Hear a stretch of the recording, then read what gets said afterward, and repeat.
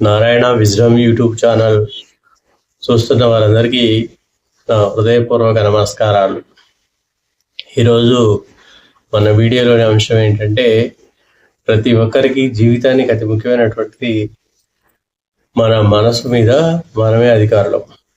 ఒకసారి ఆలోచించండి, ఈ ప్రపంచంలో మనల్ని ఎవరైనా శాసించవచ్చేమో, బయట పరిస్థితులు మనల్ని ప్రభావితం చేస్తున్నాయేమో, కానీ మన ఆలోచనలను, మన మనసును శాసించే హక్కు ఎవరికి ఉంది?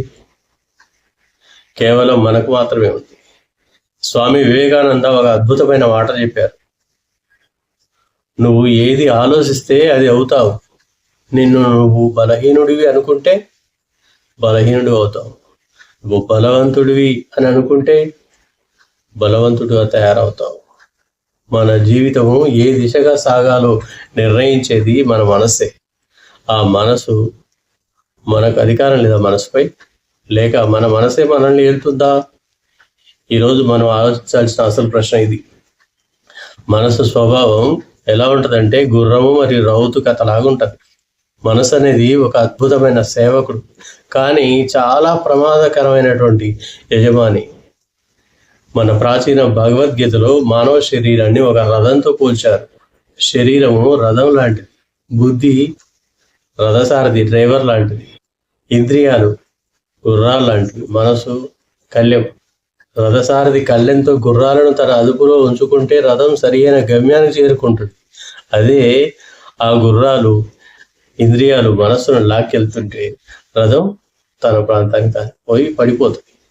ఈ రోజుల్లో చాలా మంది పరిస్థితి ఎలా ఉందంటే, బయట ఎవరో ఏదో అన్నారు అని రోజంతా బాధపడటం, ఎవరో ఏదో చేశారని కోపంతో రగిలిపోవడం. అంటే మన సంతోషాన్ని, మన ప్రశాంతతను వేరే వాళ్ళ చేతిలో పెట్టేస్తున్నాం. వాళ్ళు స్విచ్ చేస్తే మనం నవ్వాలి, వాళ్ళు స్విచ్ చేస్తే మనం ఏడవాలా? మన మనసుకు రిమోట్ కంట్రోల్ బయట వాళ్ళ చేతిలో ఉందా? మన మనసుపై మనకు అధికారం ఎక్కడుంది?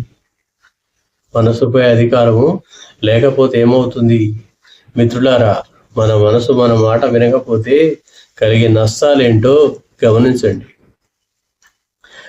అతి ఆలోచన వస్తుంది, ఓవర్ థింకింగ్. గతంలో జరిగినటువంటి చేదు అనుభవాలను తలుసుకొని బాధపడడం, లేదా భవిష్యత్తు ఏమైపోతుందో అని గురించి ఊహించుకొని భయపడడం. వర్తమానాన్ని పూర్తిగా కోల్పోతున్నాం.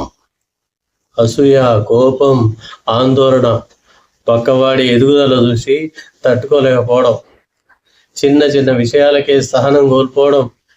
కోపం అనేది మనం తాగే విషం లాంటిది, కానీ అవతలి వాడు చనిపోవాలని కోరుకోవడం వంటిది. డిజిటల్ బానిసత్వం. ఈ రోజులలో రీల్స్, సోషల్ మీడియా మన మనసులోని శాసిస్తున్నాయి. ఇంకొక 5 నిమిషాలు చూసి చదువుకుంటాను, లేదా ఇంకొక 5 నిమిషాలు చూసి పని చేసుకుంటాను అని అనుకుంటాం, కానీ గంటలు గంటలు గడిచిపోతాయి. ఇక్కడ మన మనసు మన అదుపులో ఉందా, లేక ఆల్గరిథం చేతిలో ఉందా? ఈ ప్రతికూల భావనని మనల్ని ఆందోళన, డిప్రెషన్ల వైపు నెట్టేస్తాయి. కాబట్టి మన మనసుని ఆధీనంలో ఉంచుకోవడం అనేది ఏదో వేదాంతం కాదు, అది మన మానసిక ఆరోగ్యానికి అత్యంత అవసరం. మనసుపై అధికారం సాధించడం ఎలా?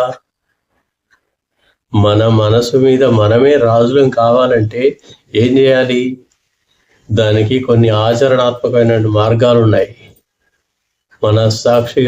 మనస్సాక్షిగా మనని మనం గమనించుకోవడం. ప్రతిరోజు మీ మనసులోకి ఎలాంటి ఆలోచనలు వస్తున్నాయో గమనించండి. నేను ఎందుకు కోపంగా ఉన్నాను? నా ఆలోచనలు సరైనవేనా అని మిమ్మల్ని మీరు ప్రశ్నించుకోండి. గమనించండి. గమనించడం మొదలుపెట్టిన రోజే సగం సమస్య తీరిపోతుంది. ఆలోచనలకు అడ్డుకట్ట వేయడం. మన గుమ్మం ముందుకి ఎవరు పడితే వాళ్ళు వస్తే లోపలికి రానివ్వము కదా. మరి మన ఆలోచనలు అనే ఇంట్లోకి ప్రతికూల ఆలోచనలు, నెగిటివ్ థాట్స్ ఎలా రాణిస్తున్నావు? చెడు ఆలోచన రాగానే ఇది నాకు అవసరం లేదు అని స్పష్టంగా చెప్పడం అలవాటు చేసుకోవాలి. ధ్యానం మరియు శ్వాస ప్రక్రియలు మనసుని ప్రశాంతపరచడానికి ధ్యానం కంటే గొప్ప సాధన లేనే లేదు. రోజుకి కనీసం 10 నుంచి 15 నిమిషాలు ప్రశాంతంగా కూర్చొని మీ శ్వాసపై ధ్యాస పెట్టండి. శ్వాసపై దృష్టి పెడితే శ్వాసపై ధ్యాస పెరిగితే, శ్వాస వేగంగా పెరిగితే కోపం వస్తుంది. శ్వాస నెమ్మదిస్తే మనకు ప్రశాంతత ఉంటుంది. నో అని చెప్పడం నేర్చుకోవడం, మనసారా ఇష్టం లేని విషయాలను మనకు ప్రశాంతత పాడు చేసే పరిస్థితులకు నో అని చెప్పేటువంటి ధైర్యాన్ని పెంచుకోవాలి. మన దగ్గర లేనివా దాని గురించి ఏడవడం కంటే ఉన్నదానికి కృతజ్ఞతగా ఉండటం అలవాటు చేసుకోవాలి. మనసు ఎప్పుడు ఆనందంగా ఉంటుంది. చరిత్రలో గొప్ప గొప్ప నాయకులు బుద్ధుడు, మహాత్మా గాంధీ, నెల్సన్ మండేలా వంటి వారు ఎలా విజయం సాధించారో ఒక్కసారి ఆలోచించండి. నెల్సన్ మండేలా 27 ఏళ్ళు జైలు శిక్ష అనుభవించాడు.